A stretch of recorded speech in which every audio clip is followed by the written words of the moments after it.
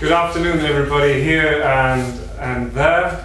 Welcome to this small discussion forum on the urban development and present and future human and space. We are here at Tallinn Harbour, and we are at the new park by Koda, and we will be discussing a bit about global trends and about how this has been met with a very inspiring and interesting initiative by Kodasema. My name is Bert Delbert, and I will be just moderating this a little bit. I hope that you will do most of the talking. I'll be here to put you on track if you get off track. The purpose is to discuss the future of cities and the future of us. So this is a contemporary urban pop-up village. That's the term you use, is that correct? And we have here 20 flexible Koda houses in this village.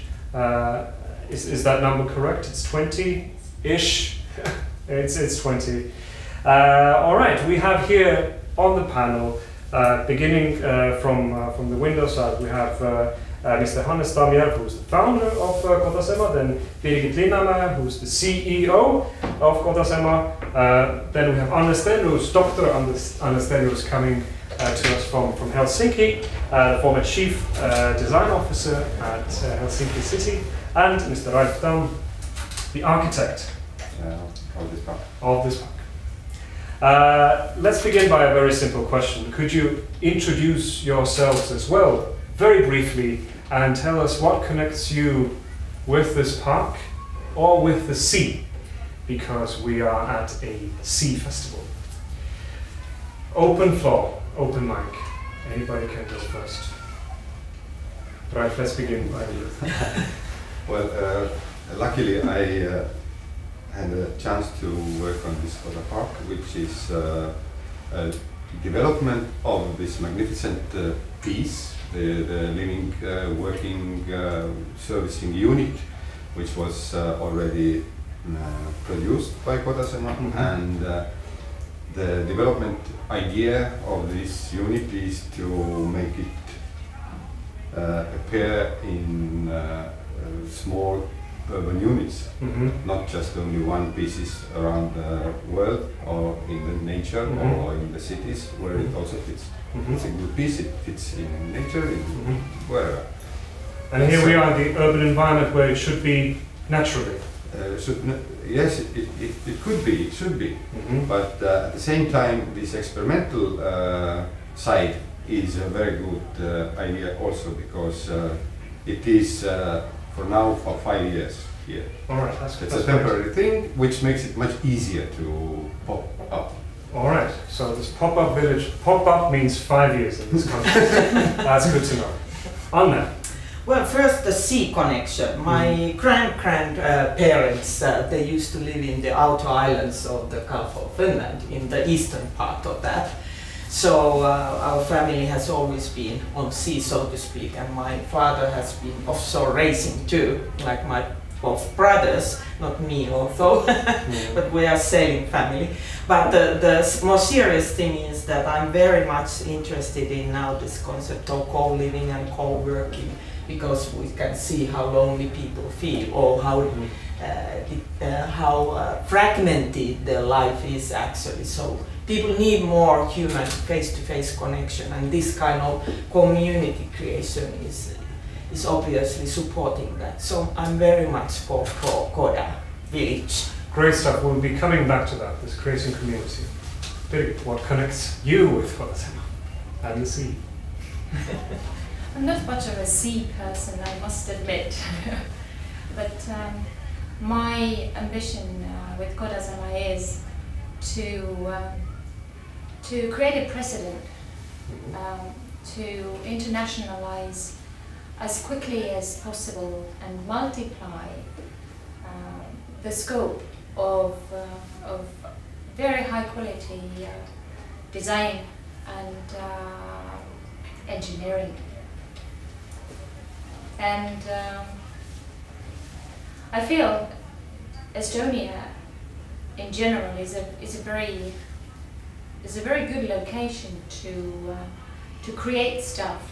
But what we often lack is the skill to commercialize and to create an economy of scale. So that's one part of it, and the second part of it is, of course, the more philosophical aspect that a human being in general should have greater satisfaction with life, and I feel fundamentally Koda houses provide a basis, a tool to implement that. Great stuff. So you're, as the CEO of Kodasema, you are the captain of the ship with a mission to head for international waters. Also, you are not the sea person. I'm trying to put Sea naval terms, connection. label this with naval terms because of the festival we're here. Okay. What connects you with the sea? Yeah. You know, part of us know Estonian language is a very smart language. There is, when you say something, you cannot differ between the present term and the future term. So in English it doesn't sound, but in Estonian I am a fully sea person. but in Estonian it means in the future. Actually, most of my friends know that I will finish as a sailor, but I haven't started yet. So it's so I don't know. Am I or am I not? But what connects me with Kodasema? That's a more difficult question, of course, because it has been now 5 years. But as we came together, we defined the team. The only criteria of the first 6 people team was that no one could have any real experience in construction business. We came to create houses, but it was definitely there. Well, then very quickly we had. We changed, and well, deliberately only in the very beginning. Then we had very soon we had the best architects, the best construction experts around. But yeah, what connects me actually mainly, I would say I'm already in that age that I won't start anything else than only educational projects. You, as Bertel himself, as a graduate of our own created school, can well, certify that. So in our understanding, the problems of mankind concerning urbanization, speeds, the quality of living, the quick changes in the needs of the function of the urban spaces. The problems are very clear. We are not the ones who really say that this is the solution, but we are very dedicated to create the tools that, as Anne just said, that probably there's a shift from creating for the people to creating by the people. That is exactly one of our visions, that we would create tools for people to create the spaces for themselves. That's great. Let's come back to that, the placemaking, a community part of things. I wanted to get this out of the way. What are the biggest challenges of creating such a park, such an urban park?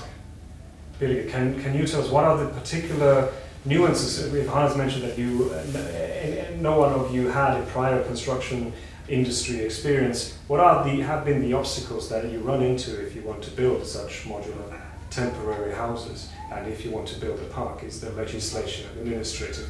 What's the nitty-gritty? Shortly, what are the challenges you have run into? I was just thinking about it last night, how to sort of put that into a small, concise format, and there are basically 6 things that are most difficult. and I've actually written it down for myself. So first of all, time. It needs to appear quickly. Secondly, the quality of the building. It needs to be of great quality, great architecture, but also sustainable. This very much relates to what Anna was saying, the facts and figures about the CO2 level and our environment. Number 3, quantity. In short time, a large quantity of living units, housing units are required. Then, the unit needs to be small, because we're running in urban context out of space. Space is limited. We need to use infill spaces. We need to use rooftops, roofs of supermarkets, places in between. There's bureaucracy. The planning code needs to be eased. It is there's a lot of hassle to go through within such a small park, and if we hadn't had really great partners doing the project management, and I'm very, very thankful to our partners, this certainly would not have succeeded. When you're sorry. And number 6 Yes. is over-regulation. We shouldn't start regulating the cupboard size per person. I've heard conversations in the UK that minimum cupboard space should be defined to avoid the invasion of tiny houses. The invasion of tiny houses. Yeah. Well, actually, it might be because according to the searches in the main architectural portals in the Arch Daily, for instance, over the last 2 years, searches for tiny or micro units, living units, have increased 8% or even more. I don't know, and that means that people are interested in pulling together and making it smaller, being more independent, not just paying the bank loans in a period of 30 years maybe. This regulation and bureaucracy, this is regardless of the markets that you've been to, the UK or Germany or Asia. This is a general observation you have made. This is a general observation, yes. Okay. There's one more trend that is supporting this if we talk about households and their size. So single households, the number has increased enormously in Europe and both in Asia too, but especially here in US and European countries. Just this, I just read a news from Helsinki just weeks ago that now the number of one-person households has risen to more than 50%. Yeah, exactly. It's close to 60. Yeah, and if we think about the European in general, it's already, I think it's 2/3 of the population are single households or 2 couples living without no kids.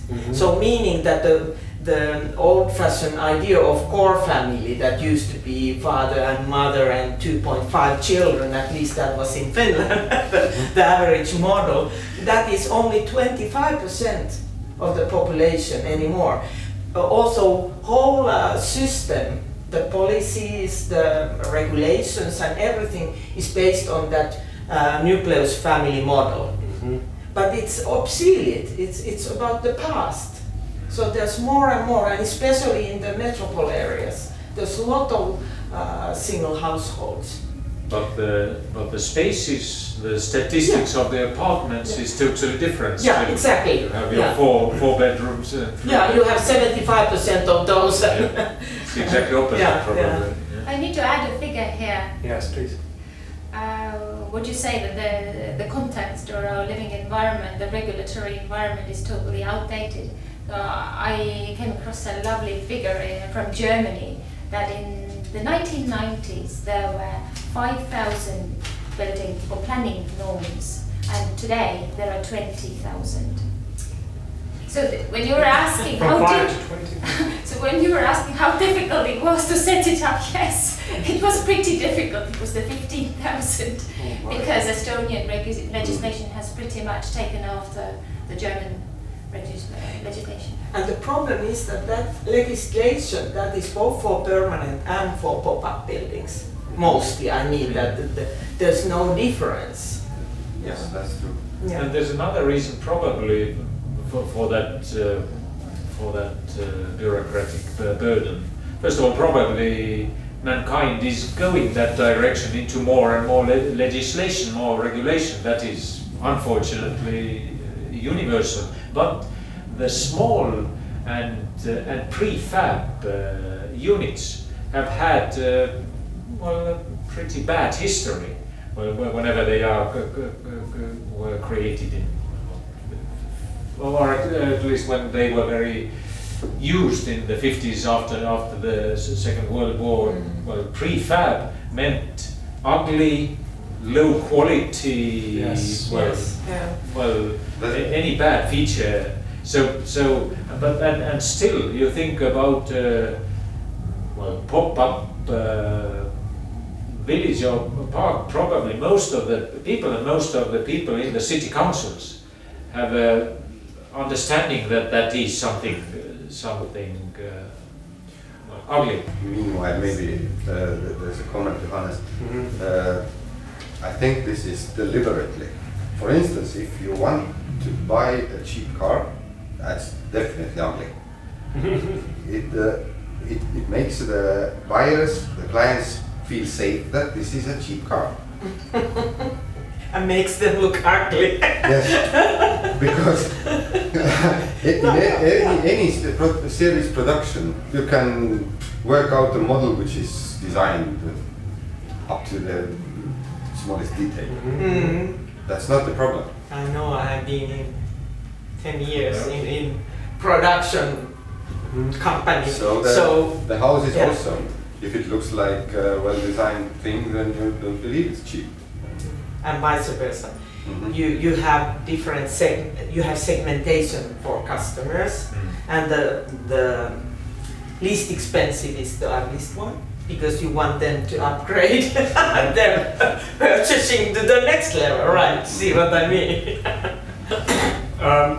We're in a park, in a pop-up village. You would like to create several of these villages in several places. What you are doing can be described perhaps with other words, that you are creating value, of course, to your customers, to the people who live and work here, but to the society perhaps at large, because you are doing an experiment, you're trying to gain new ground with this. You are perhaps creating shared value, which has been called a new form of corporate social responsibility, created shared value.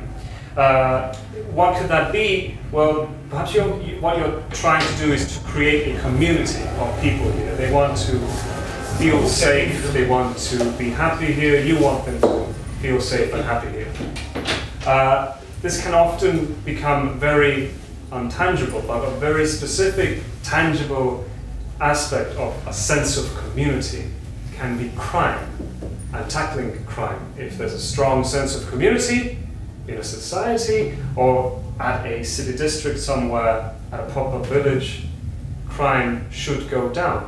Have you thought about crime when you have thought about creating a sense of community with these pop-up villages?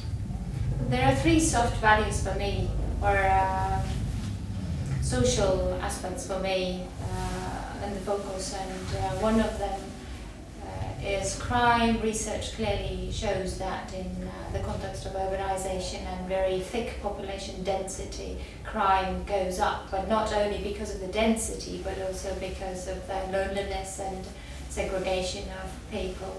So by creating smaller clusters of living, working, like going back to the roots, so to say, turning small parts of cities into villages, like we used to live earlier, hundreds of years ago. And keeping the clusters still open, smaller but still open. Yes. Yes. Yeah. So this tackles crime. It increases social responsibility towards each other. It increases the observations by neighbors and the security by neighbors. But also, two other aspects are important, that mental health issues have drastically risen with the urbanization context. And nowadays, data shows that like 1 in 4 Londoners could actually be diagnosed with a mental health issue. And certainly, again, being what Anna said, that people are very lonely in the cities, and this needs to be addressed very quickly whilst the urbanization speed increases. It is a very important aspect to bear in mind, and it needs to be urgently dealt with. And in addition to mental health, there is also physical health. The quality of buildings and the urban environments have become so bad that asthma is a very common, for example, or one of the most common health issues for the humans. And now we go back to the quality issue, why the rooms need to be of fine architecture and of great sustainable materials, so that people can live mentally and physically happily and in a non-lonely way. Mm-hmm.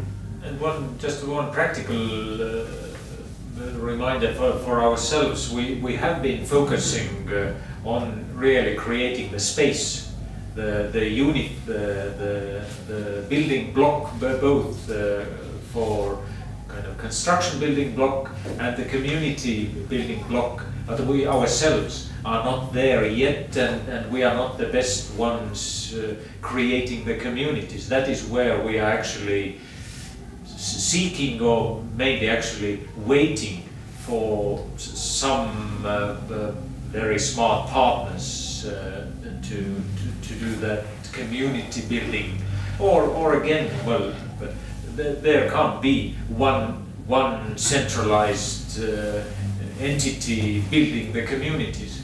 The word itself means that community building can only come from bottom up. Yes, exactly. And so that community building is, well, we hope we are creating a very good tool for that, but that we don't see yet really happening. We would very much like to initiate that community building somehow. This seems to respond well with a place-making ethos or philosophy. Yeah, that it needs to come from the bottom up, and then it's the community itself who does it, creates the place. Yeah. You had a comment.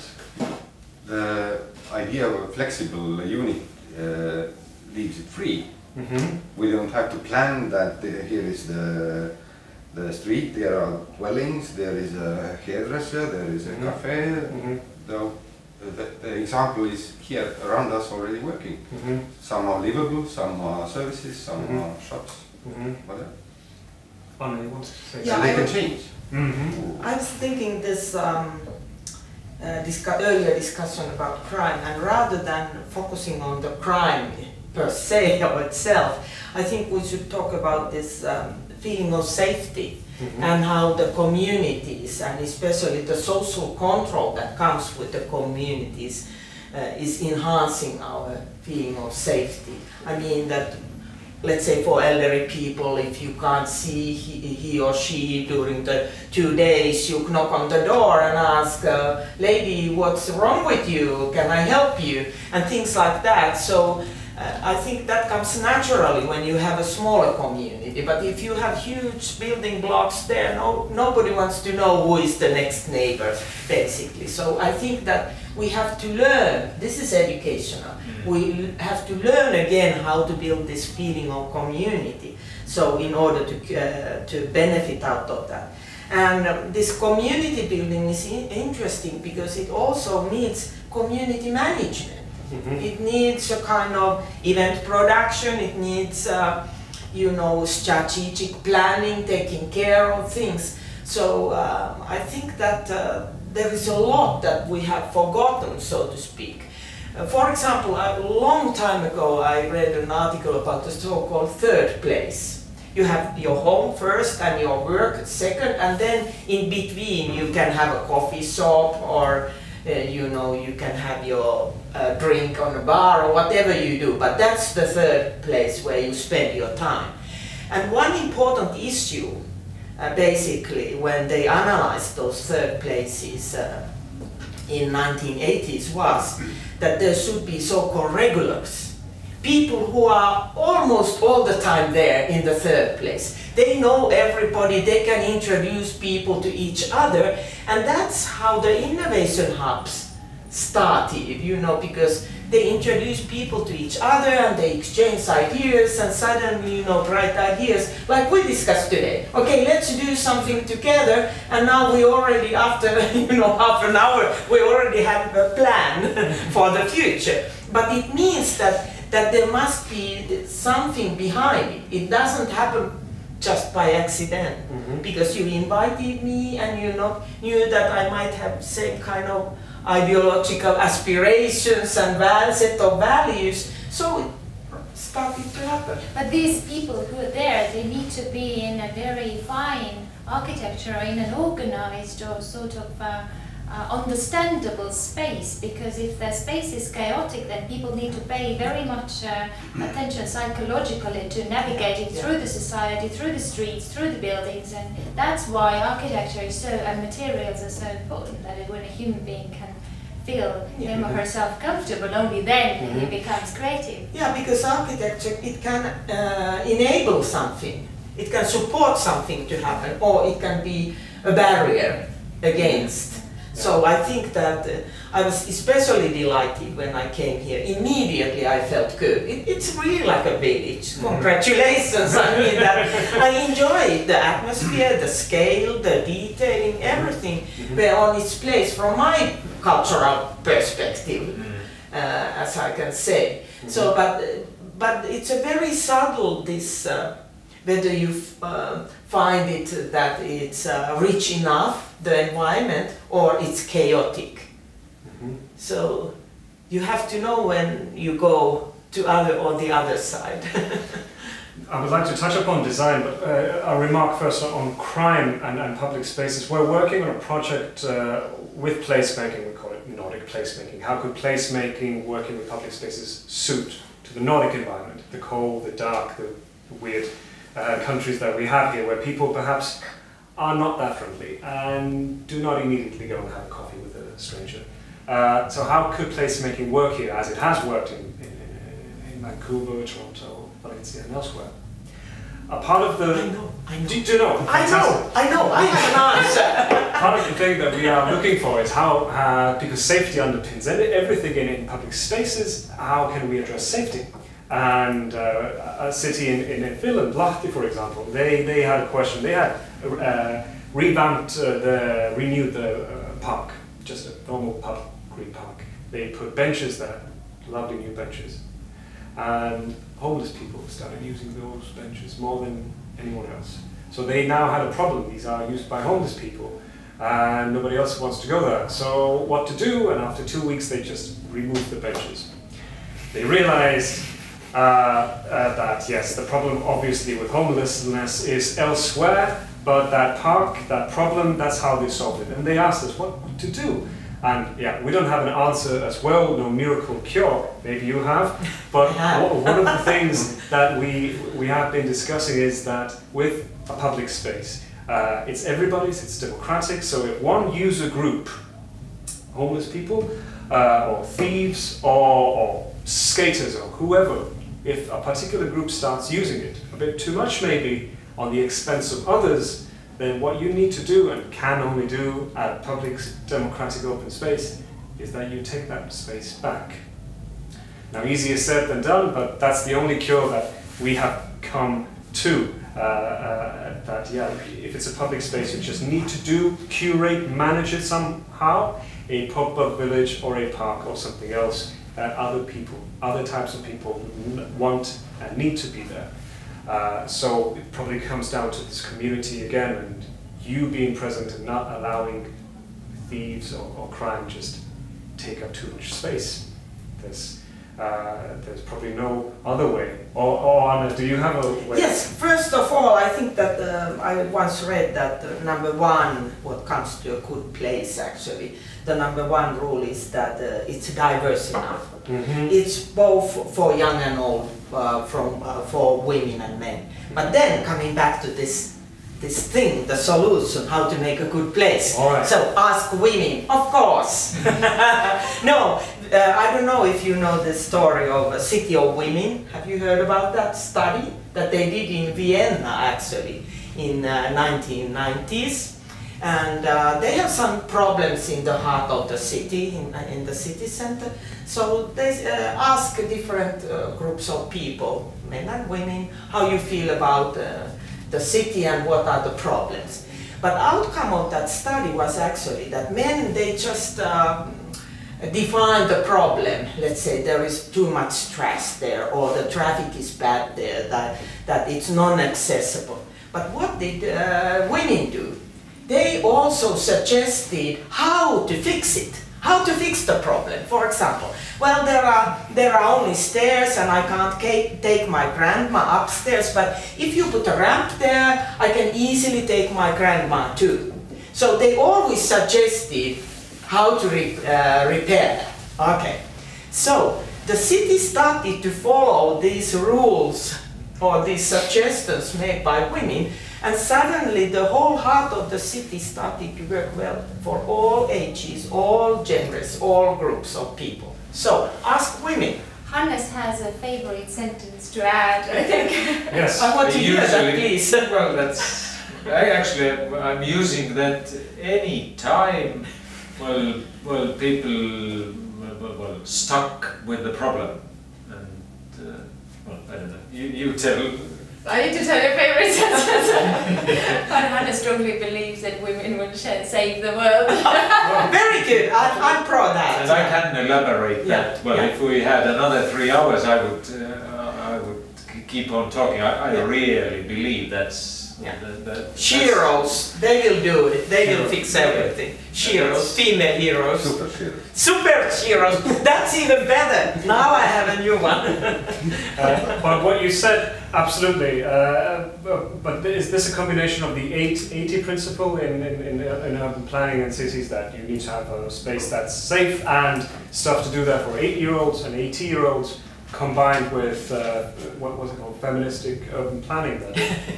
That's at least a thing in Sweden at this moment. It's being discussed that the same logic applies. If a place is safe for women, then it's safe for children and it's safe for everybody.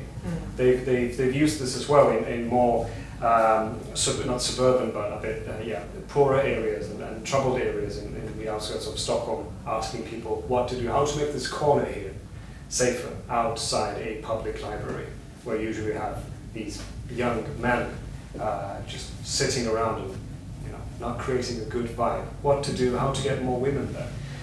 Well, first of all, I want to make a small remark. The things planned by women are not feministic.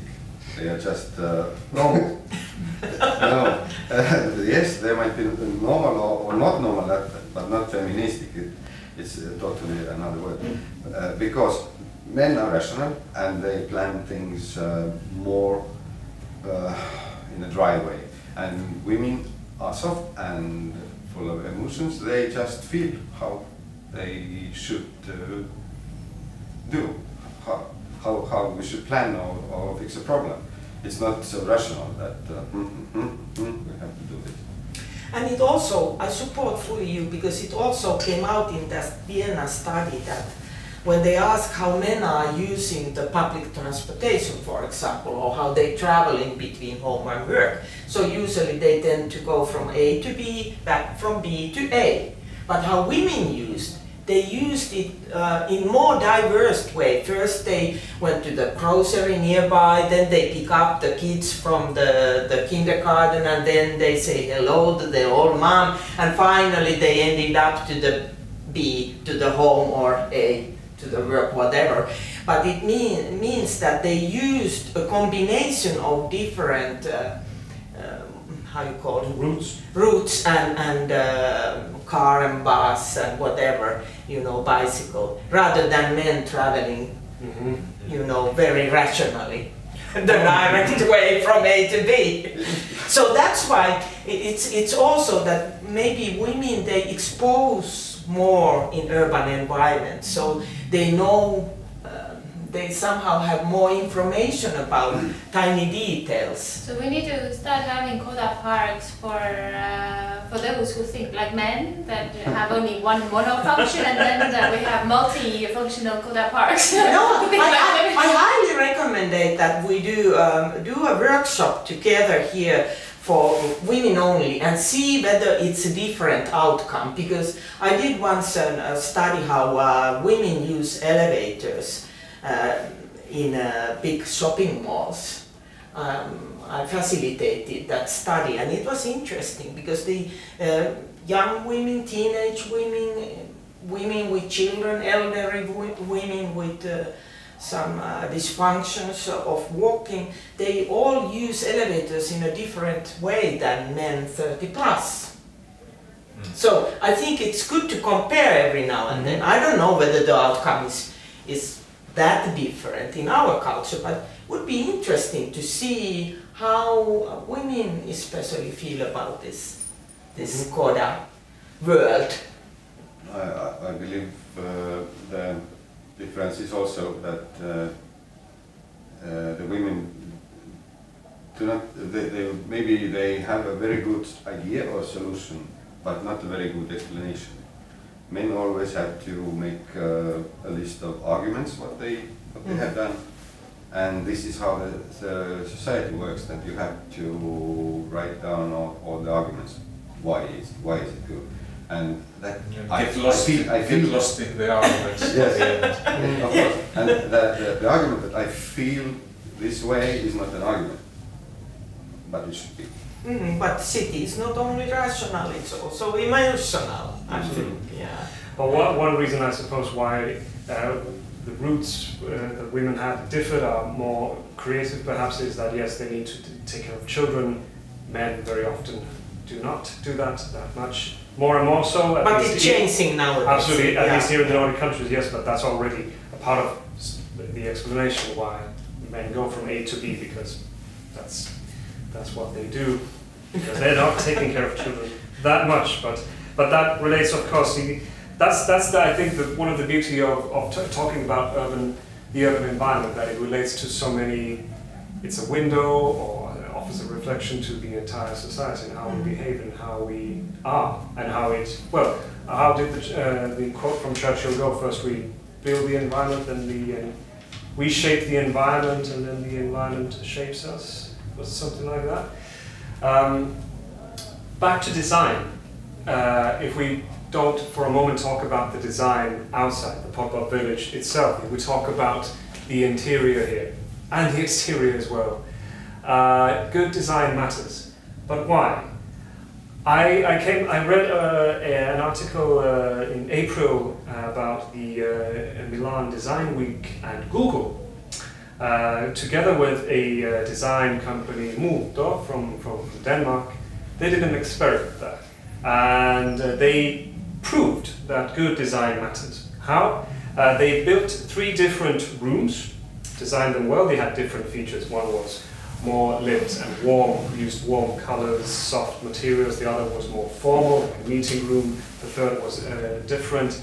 And then they had wristbands, and they measured people when they walked into these different rooms and how their heartbeat and blood pressure changed. And it changed because these were different rooms. And that's how the press release and the coverage of that experiment read, that they proved with data, that's what Google does, right? That design matters, it affects us. The built environment, outside and inside, affects how we feel, how we are, how we behave, how we learn, study, work. So I think it's less and less a matter of opinion, and more of a fact, or at least we as humans discovering it as a fact, as something measurable and tangible. Have you done any studies, or how do you think about design? How does it play a role? Why have you put so much emphasis on designing this well. Yeah, well, let the only person who has not been in design start. Community bottom up. Yeah. We used to say, yes, all that design matters. Well, usually in history we said it feels good. That feeling good is, well, now we take it apart more into the design terms as well, and that is actually that design thinking certainly is one of the features which has resulted Koda, and there are some kind of practical features of that. Simply we actually, when we started, we didn't use that term, but now we've been using that for a long time in the startup world, where the term of minimum viable product is a very important thing, and anything can't start before you have that one. But what we understood, we came up with the minimum viable space, and that actually, well, I can see the result. I've not been designing it myself, but I understand that has been a very important part of the thinking, of the design thinking, that you would really need, well, still feeling good, feeling well, actually better than in the in usual environment, but still being minimum viable. So, but anyway, yes, that feeling good has proved us being inside. You don't really measure that feeling all the time, but basically the testimonials of the hotel room users, the main, first of all, the word love is used in what, almost 50% of the testimonials, and the second thing, the strange feeling of feeling good. Mm-hmm. From outside, from far away, you can look at it as a container. And even, well, sometimes people say that, okay, you are in the container business, so well, we always give the yes, okay, whatever you say, but please come and experience that. And usually they understand that we are exactly on the other opposite of the scale. From far away, it looks slightly like a container, but the result is totally different. There is a famous saying that excellence in design is taking all the unnecessary away. And I think that works very well in terms of ecological design nowadays also. And even with the circular economy, if we think that far, what is the lifespan of the product, the whole full life cycle. But I think that the thing is that the more minimalistic you do something, the more visible are all the details. Mm-hmm. And then as a designer you have to pay a lot of attention to every single detail. But I think that here you can get exactly this calm feeling, this cozy calm, combination of cozy and calm feeling, because you can see that every single detail, even the accessories, or how you call the handrails and all that extra, there is a lot of thought behind them, so they are very, not just pleasing for eye, but also on the functional side, they are sort of friendly looking. They are part of the whole, and I think that is the ultimate kind of goal, to make it feel like a home. Or but this also means the feeling of safety. Exactly. Yeah. But speaking of the Koda experience, and I'm not going into neuroscientific facts and figures that the data shows anyway, that when neuroscientific aspects are taken into consideration, people deliver better results and then they're happier and when they feel comfortable. But for me personally, the test is my personal test as being space sensitive as a person. For me, coming into a Koda, I feel very comfortable and energetically I feel it's a good place to be. It's like always sitting with your back towards the wall. But it's literally, yes. Well done there. Well done. The usual idea of tiny modules of living units is that they are as cheap as possible. It means the volume is also as low as possible. But this space gives not only pleasant feeling, but it gives also the dignity that I'm not in the smallest possible room, and I feel great. But I suppose if we, being in the smallest possible room, that's what people very often in cities like in Hong Kong or London or Paris may feel, that they're living inside, well, somebody's closet somewhere, wherever they have been allocated in one square meter.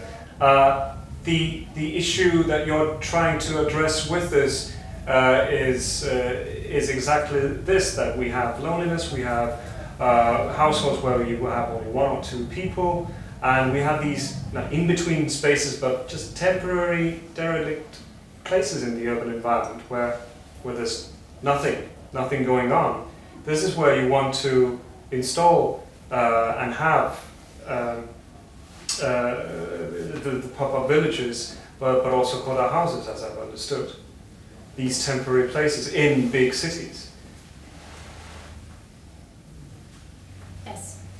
Well, I take the word from here. Well, we want to be making the ugly spaces pleasant and for the human. We want to be making them quickly. And obviously there is the question, who does it, who pulls the projects through, because there are different counterparts for every project. There is somebody who owns the land, somebody needs to do the project management, somebody needs to approve it and navigate through the hassle of all the norms, and then somebody needs to operate it, find the tenants, and I think pulling these different counterparts to one, or join them to one table at the one particular time is quite a big challenge, in addition to the 6 challenges that I mentioned at the beginning. So as Hanna said, we're actively looking out and observing the partners whose paths cross with our path, and who are as fascinated as we are about this momentum, and we want to be doing the things jointly. But this is where you, is this the target audience that you would like to address? People in bigger cities who live on small areas in any way that they would be able to allow themselves something that is well designed, gives dignity, gives a sense of safety, a home, instead of the current situation where people in London need to live in very, very tiny places that are unaffordable and unavailable because everybody's moving to London.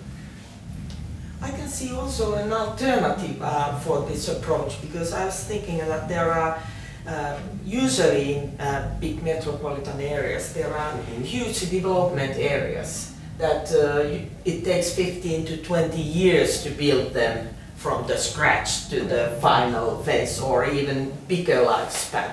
So during that time, it would be very nice if there is something like Koda Village on the outskirts, somewhere there, sort of informing in a friendly way that, hey, hello, we are under construction, there is more to come in the future, and so on.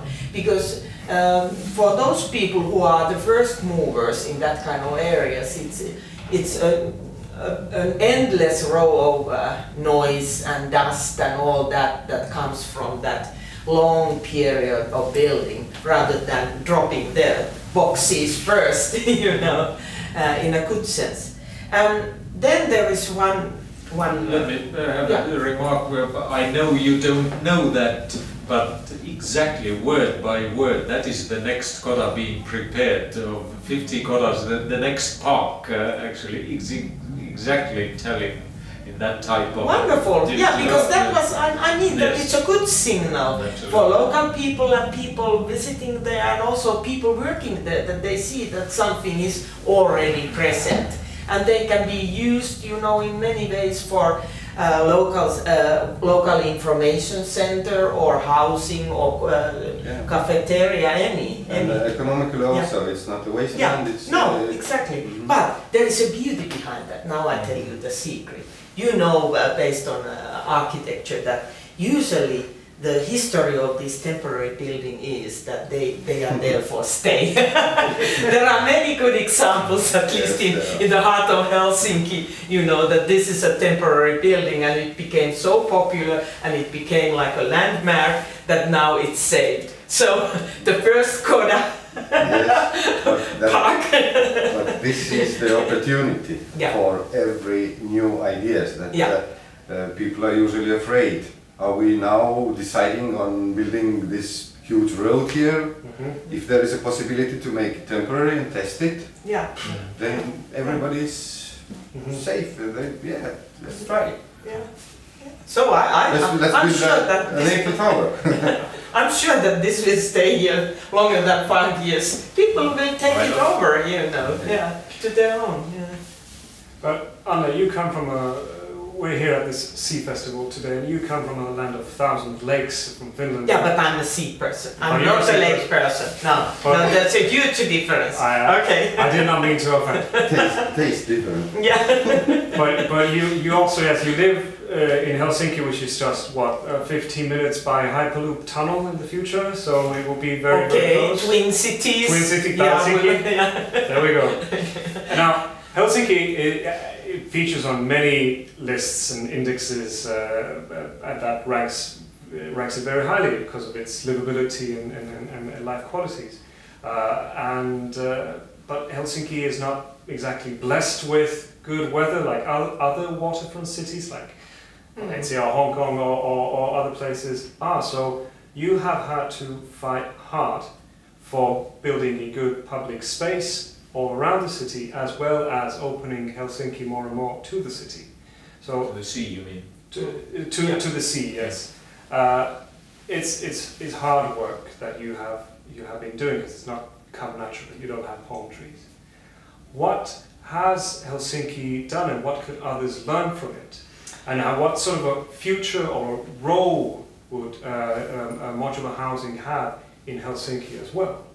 I think there's one very interesting development that I only recently realized what is going on in Helsinki. It's not that visible, yes, but you have to connect the dots in order to see that. A year ago I was invited as a jury member for this annual Finlandia Prize of Architecture, and this year I'm a chairperson of that prize. And then we went through a lot of buildings, of course, around the whole Finland, but most of the buildings are built in that greater metropolitan area around Helsinki. And we visited several places, and I was a little bit skeptical and doubtful, are there that much good architecture in Finland, you know, based on my previous experience. But I realized there is a very interesting phenomenon going on. It's more like you said, it has something to do with our Nordic northern climate that is nasty over 6 months of year, not like today here, fantastic weather. And also our sort of a little bit introvert nature or national characteristics in Finland. But we have built several public open spaces, indoor spaces around the city for people to use. public. Yeah, like this Think Corner by the Helsinki University, where you have visited to. It's open access to any age, anybody, to work there, to meet people, to have a cup of coffee, or if you want or not, and so on, to meet people. I use it in my office nowadays to meet people there in the heart of Helsinki. Then there is this new Central Library of Helsinki Audi that is just opened, and it's fully packed all the time. There's not just the library on the top floor, but they have also these workshops to 3D printing, sewing machines, and they have meeting rooms for people who want to have group meetings, etc. So that is serving the community. And several others, like Alla Sea Pool, that is a combination of cafeteria and swimming, and Löyly, a combination of cafeteria and sauna, and so on. I think that there is a new house. All having very good architecture. Yeah, not just architecture, but they are serving the citizens. So there is a network of spaces, indoor spaces. And I have noticed that people are not using that much anymore, the outdoor squares, for example. Parks they are using, yes, but... Well, the burning question now, these days in Tallinn, is how we should plan our main streets and avenues. There is not space enough for all the buses, trams, cars, transportation, trucks, bicycle people, walking people, etc. And we are forgetting about the Nordic idea of the cycles of winter, spring, summer, autumn. We could not plan in space, we could also plan in time. So in this weather, we should forget about cars, just walk around, open the streets for the people, maybe some transportation during the night hours, and so on. Absolutely. Anne, you and I share a distaste of the term smart city. And cognitive city is something that has been talked about, and you're talking about human smart city. Human smart city and a learning city and a good enough city. But what you just said, Ralph, is interesting, because I recently learned about, I don't want to call it a smart city technology, but a similar approach, that if we have a limited infinite space on a street, what to do in different times of the day, as well as different seasonal times. How could we program it via sensors and data collection? Right now, during rush hour, only buses. Next hour, from 11 to 12, only private cars. Another hour, more balanced towards cyclists, etc. So we could, with data, with learning, constant machine learning as well, we could curate this with contemporary existing tools, but then come the regulation. I think they call that responsive city.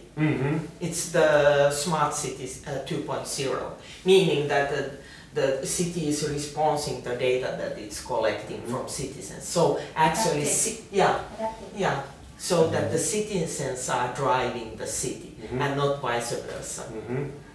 But this is mobility, this is sensors, but here we are trying to create an experiment as well with the urban village here.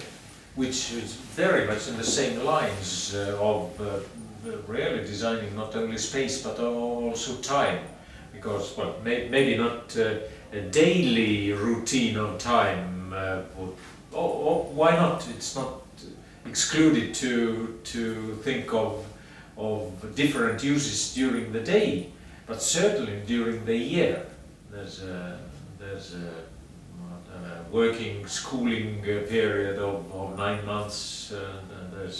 There's the more traveling and tourism period of three months. So that kind of we haven't been thinking really in these terms, but again, that maybe that kind of multifunctional and changeable functional space can use that idea very well. We will be thinking about it towards the autumn, I can tell you. No, of course, of course. Well, When the cafes close on the terrace, we'll Okay. have to come up with something else. exactly. You need to come up with a new function. And given the technical aspects, you can, if you want, even move the houses around. Yes, especially in the future. Mhm. Right, these ones are slightly too Mhm. fixed to the communications, Mhm. to the tubes, but not in the future. But not in the future. But it is interesting because with Helsinki, a public library is very steeped in the Finnish culture. That's a public space, that's where you go to, and has been for a while, as I've understood, and now Oodi is simply is a great testimonial to that public spaces are important, they are libraries, and indoor you can have public spaces too that function in the cold Nordic dark climate all year round. So maybe this is something indeed that your urban pop-up experiment can maybe try and test. But coming back to this that you said beautifully, that you are in that age that you don't want to do only educational projects. I fully agree. But these spaces, they are educational. The library, the Think Corner, where you can listen to top-notch researchers, to have a debate and all that. So I think that we are moving towards that kind of idea that the whole city can be a learning environment. It doesn't have to be the school or the library, but it could be anything in between. And that's the beauty of the urban environment. But how do we then overcome the challenge that if with data and sensors we have data flowing in, excuse me, in a responsive city, the city officials hopefully doing something intelligent based on that data. But if we have more other types of urban experiments like this, where we need to talk with people, collect that data somehow, and then make changes, have the city officials and the public sector make changes. How do we overcome that? How do we achieve a learning cognitive city? There is one thread here. Earlier I mentioned briefly in my speech about this issue of privacy and governance. And you probably know that a pilot project in Toronto, where the Sidewalk Labs got this huge area next to the waterfront for testing, building actually an idealistic smart city. And the reason is that because Sidewalk Labs is owned by Google, they wanted to collect all that citizen data. And suddenly, citizens there, they started to publish in social media and other medias that, hey, wait a second, do we really want this surveillance on the top of us, and who is having this data and why they are using this? And somebody even created a movement by saying this is not anymore a privacy issue, this is governance issue. So we have to be very careful when we are dealing with this data collected from the citizens and who can use it and for what it is used. So my concern is here that yes, you should pilot it in a small scale, but there must be some principles behind it, how you can do that and by whom, and also that the city officials will be that they know what's going on. I mean that they have access so that it's transparent. And also for the citizens themselves. Because otherwise, I think that we are creating this monster, this Pandora box. When we once open it, there's no way to put it back there. So there is a fine line here, how we deal with that. But we don't necessarily need to go from zero smart to a Pandora box smart, but I think with our today's question on the table is how do we get to multiply these quickly popping up urban infill, meanwhile temporary villages? How do we execute them? So this still needs to be a private initiative, and one key element to deliver these villages is communication. Communication between public regulators, I mean, and also private executors. Yeah, and people. Yeah. Communication means people, so we need to slowly convey the message, raise awareness, public regulators have awareness about the required change into the regulations, and this will not happen quickly. But in case of persistence, I strongly believe that things can be changed. But it needs to be a private initiative. But on the other hand, when you produce this kind of villages, you get a lot of data out of that. And that could be used to you know, to develop further. Yes, and I think that, for instance, if we want to pop this village on the other way of half of the earth, then the smartest way there is a world tour, where it stops in several places. It's like an exhibition moving from one place Okay, to I another. see, yeah. Not just one ride into the, it will be much more sustainable if Yeah. you move a little bit. All right. During the sea days, Yeah. you should mention in that case we should use the Koda float. But then after floating. five years, maybe you move this Koda city to this Koda village to Helsinki side. Well, By a tunnel, perhaps. Exactly. You know. I have one final question to you. We have been talking about houses and public space and private space and all of this. What will the future citizen look like? What will we want? How will we, our children and all else, how will our relationship towards real estate develop? What do you believe? I do believe in freedom, and I'm pretty sure we already see those trends that the younger the people, the more free from real estate, from Bank loans. yes, energy. Well, the more freedom from energy slavery, banking slavery, and kind of a space slavery they need. Mm-hmm. And we are moving with big steps to that direction. Not only, I mean, we as Koda, the rental ideology of the rental and co-using, even not co-owning anymore. That's here, that's present. Mm-hmm. Only the tools are not really missing, but there is very big shortage of the tools Mm-hmm. of that process. Well, the future is here now. It's just Unequally distributed. thank you. Precisely. May I say something? For sure they will be younger than us. And I think that this Fridays for Future movement, they have already gone from demonstrations to doing, implementing the new rules and the new world order that they are creating at the moment. And I think that's very much aligned with the project here. Thank you.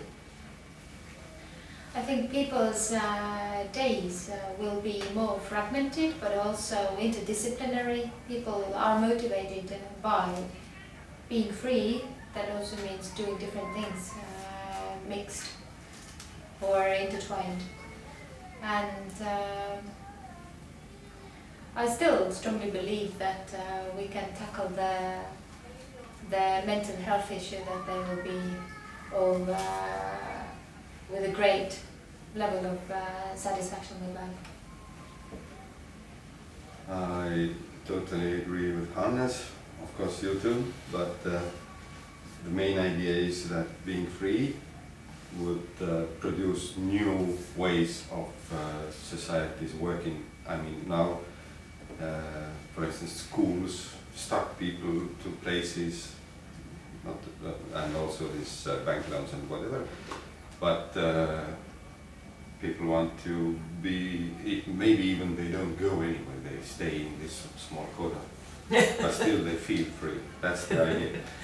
But also this moving around freely, meeting very different cultural people will bring the idea of everybody is a good person to everybody. So this could save the world in a way.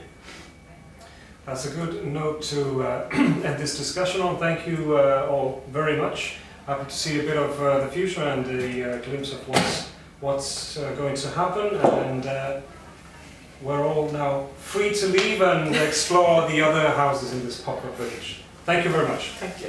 Thank you. Thank you.